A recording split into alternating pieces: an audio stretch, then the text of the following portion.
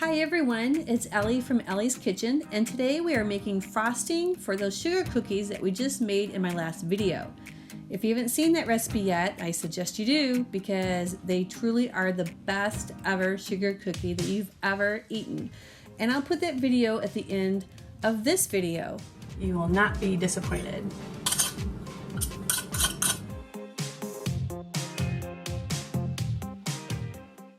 I've just made some sugar cookies and my family has already started eating them all up before I can even get them frosted. So let's get the bowl out and get this frosting made. We will need 4.5 cups of powdered sugar or icing sugar or confectioner sugar, whichever you prefer, but it's all the same thing. I do put a list of ingredients in the description box below along with the European measurements if you want to check that out. 1/4 cup of milk.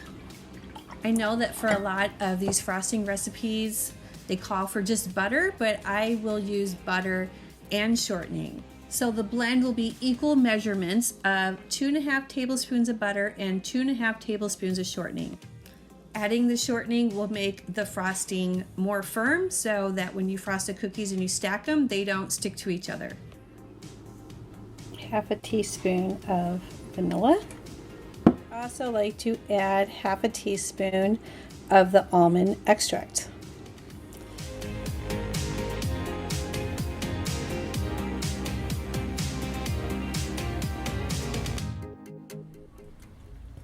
Add everything into one bowl and mix it till it is very well blended. This is what it's going to look like when it is completed. It's going to be firm and it's going to feel a little bit like bread dough. I probably should have added my food dye before I mixed everything up, but that's okay. I wasn't sure what color I wanted yet anyway. So I can just add it now and then mix it really well again, and then it's done. We're good to go. So let's get this on the cookies and see what it looks like. Okay, I like to pipe my frosting on, and I am out of my pastry bags. So not a problem. I'll show you what I do. I get a quart Ziploc bag and I'm going to cut the corner off just wide enough for that piping tip to come through. There you go.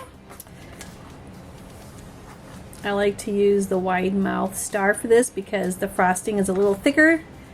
And we take the tip and we just put it right into the bag and see how it fits. Oh, nice. See how the bag comes in there? All right. It's not as easy using a Ziploc bag versus an actual pastry bag. I did have some difficulties, and at the end of this video, I did add a couple quick clips of those bloopers. Pretty cool. Looks like cotton candy. We are ready to frost.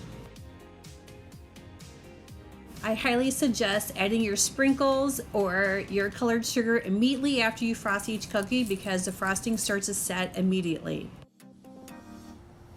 And that's it. Now you have beautiful frosted sugar cookies. If you just hang tight, as I promised, I will show you the bloopers from me trying to frost cookies with a Ziploc bag versus a pastry bag. All right, there's where I cut. I want to drop this in there. Whoops!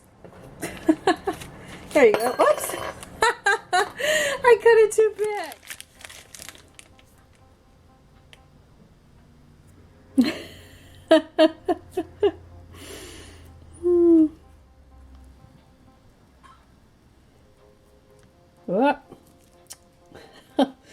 Boy, I tell you what, this kitchen sure got messy for this cookie. All of this work for the love of frosting. It's so worth it. Thank you for watching today's edition of Ellie's Kitchen. If you've already subscribed, thank you. If you haven't, then please do. Catch you next time.